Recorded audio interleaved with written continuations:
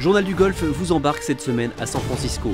C'est à l'université de Berkeley que Joël Stalter, numéro 1 du mérite amateur français, vient de finir son cursus universitaire. Découverte.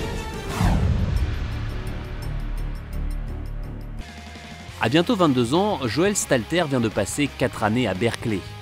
Considéré comme l'une des écoles les plus prestigieuses des États-Unis, c'est ici que le Lorrain a mûri à la fois son golf et sa vision de la vie.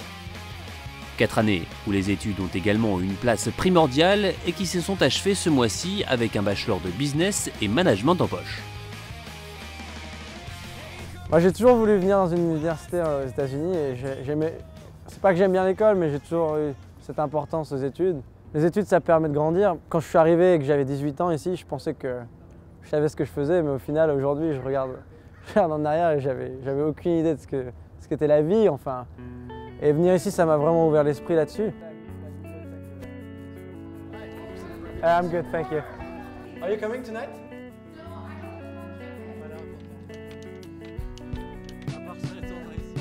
L'idée que j'avais déjà à 15 ans, c'était de venir et de découvrir autre chose et de pouvoir progresser au golf parce que c'est le seul système au monde qui permet de pouvoir faire ses études et en même temps de faire du sport. Donc. Et quand on m'a dit que j'avais ma place, etc., et quand on m'a offert une place dans l'équipe, c'était le plus beau jour de ma vie, je pense. J'ai beaucoup plus appris, j'en suis persuadé, en étant ici pendant 4 ans, que si j'avais fait la meilleure école en France, où j'aurais été avec les mêmes gens, le même pays, la même culture. Ici, et puis surtout Berkeley est unique parce qu'il y a une diversité qui est fabuleuse. Et l'un des principaux acteurs de la venue de Joël à Berkeley se nomme Steve DeSimone. Le coach de l'équipe d'Écale Section Golf gardera un souvenir impérissable du passage du français à l'université. Cela va être très dur pour moi de vous dire seulement quelques mots sur Joël. Je pourrais écrire un livre sur lui et il serait plein de bons mots. Ça a été une bénédiction de l'avoir dans notre cursus. La façon dont il a vécu dans l'équipe, la manière dont il a géré sa vie d'athlète étudiant en font l'un des tout meilleurs de l'histoire de l'Université de Californie. Arrivé à l'âge de 18 ans en Californie, Joël a dû rapidement trouver ses marques sous ses nouvelles couleurs, dans un monde où la compétitivité et l'autonomie sont souvent les maîtres mots. Les coachs, c'est vraiment des managers, plus que des swing coachs. Et ce qui est très bien, moi ce que j'aime beaucoup, c'est qu'ils nous laissent faire ce qu'on veut au niveau de l'entraînement. Ils nous laissent être autonomes, c'est-à-dire ils ne vont pas être là, ça ne va pas être nos parents. Si c'est bien, vous vous entraînez, c'est bien, vous vous entraînez pas. Bien sûr, on a les entraînements obligatoires, mais en dehors, si vous n'entraînez pas, tant pis. Si vous ne jouez pas, c'est votre problème. Parce qu'il n'y en a que 5 qui voyagent sur 10, donc il faut toujours être dans le top 5. Et si vous ne vous entraînez pas, vous avez très peu de chances d'être dans le top 5 et vous ne voyagez pas. Et ce n'est pas la même expérience non plus. Au final, durant ces 4 ans, le Français s'est adapté à cette concurrence pour devenir l'un des éléments indispensables de l'équipe. La première année est toujours une année de transition. Mais une fois qu'il s'est mis dans le bain et qu'il a compris ce qu'il devait faire dans l'université, il n'a pas cessé de progresser, à la fois dans ses études, mais aussi dans le golf, et ça a été très agréable de le voir évoluer. C'est quelqu'un qui va vraiment nous manquer. Ce ne sera pas une perte juste pour l'équipe, mais aussi une perte au niveau professionnel et humain.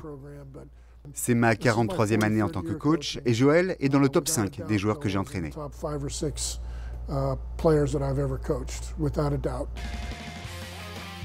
Joël termine son aventure universitaire avec un diplôme en poche et des succès en golf.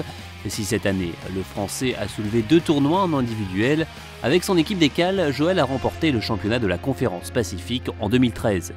Cerise sur le gâteau cette année avec sa nomination dans l'équipe type regroupant les meilleurs joueurs de la saison sur tout le pays et ajouter à cela une place de numéro 1 au mérite amateur français. 4 ans qui au final ont préparé de façon idéale son entrée dans le monde professionnel. C'est une compétition qui est bonne puisqu'elle pousse vers le haut.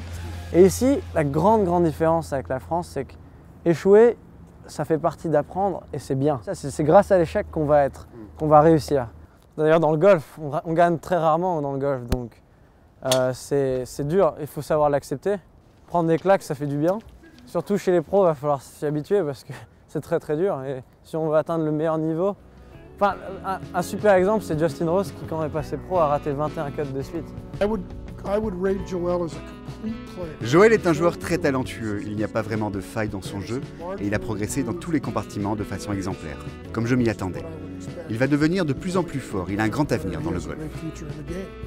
Mais avant de se lancer dans le grand bain professionnel, le dernier défi de Joël Stalter en tant qu'amateur se déroule ce lundi à San Francisco, où le Français tentera de se qualifier pour le prochain US Open.